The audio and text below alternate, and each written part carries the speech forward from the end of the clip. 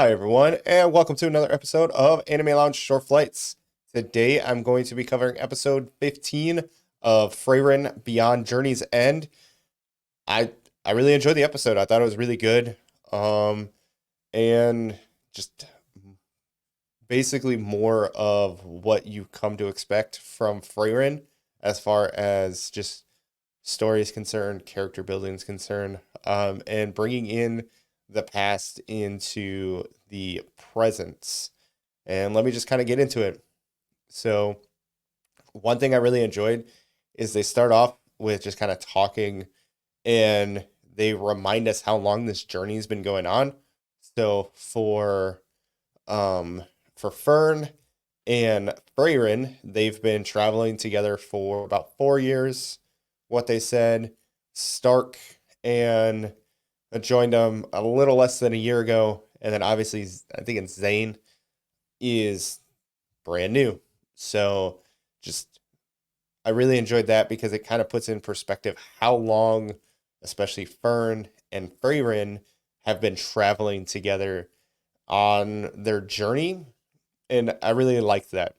So then they go to this village, everybody's passed out, and you're just like, what is going on?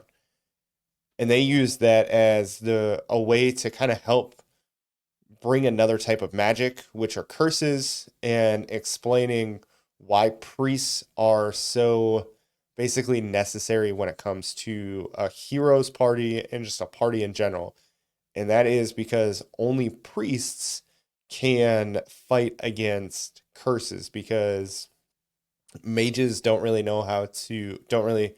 the humans don't understand them. So we have these special basically magic users and they're priests. So the Zane is able to figure out where this curse user is coming from. And so you've got that going on. Everybody's falling asleep.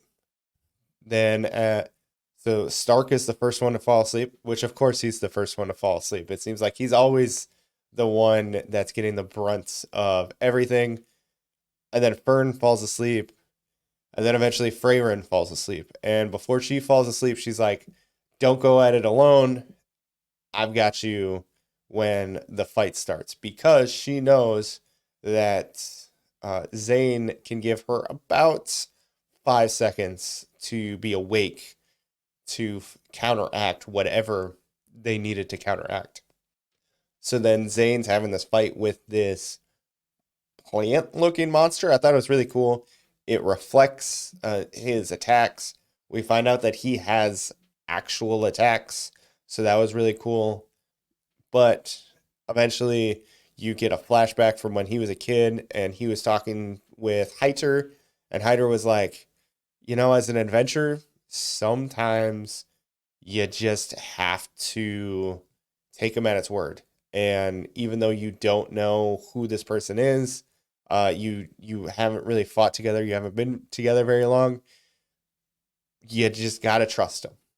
And that's what Frieren did because, of course, Heiter was like, I had this mage.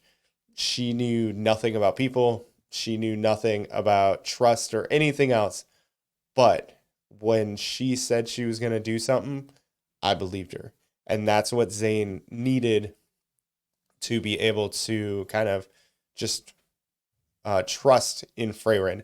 And I really like the fact that they bring in the past into the present and just use that to help push through the series. I'm really enjoying it because the past is the most important thing to Frieren. So to use that, I think is really kind of necessary. But then so that gets defeated within like an instant. I thought that fight was really cool. I really enjoyed the fight with the flower. Then they get to the next town, and it comes that Stark is, I guess you can kind of say, related to the Lords. They come from the same village that Stark had come from. This next town is one of the three great towns of the North, and unfortunately, the Lord's first son died in battle. So they need Stark to kind of act as his son for about 3 months because they have this party that's going on and they want to show the son to kind of help boost morale in the area until after all the defenses are fortified, the forces are reconvened to, and then they can push this just depressing news. I like, again, they're playing into the past because the Lord has a second son who is a lot like Stark as a child, where even though he might not have the same talent as his older brother, doesn't mean that he's not going to be a good, in this case, sword user, or a good lord.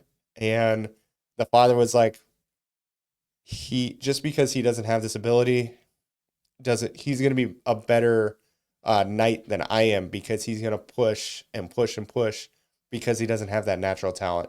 And I really enjoyed that. And I really enjoyed the fact that Stark was like, you got to let him know, because that's going to help kind of help push him. And then at the end, you see the father and son working together to kind of help just boost him up. And I really enjoyed it.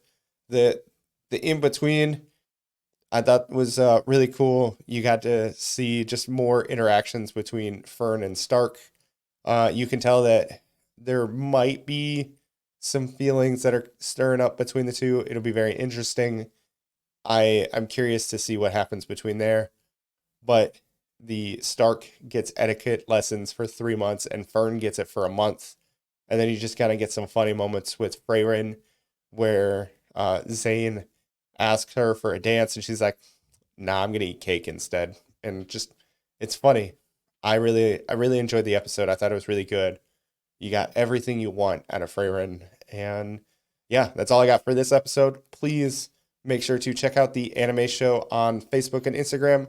Also, please subscribe to us, drop a like, leave a comment of for what you think about Frieren so far, because it has been fantastic, and I can't wait for this to continue, because it's going to continue through the next season, and I'm so happy about that. But like I said, that's all I got. So have a good one.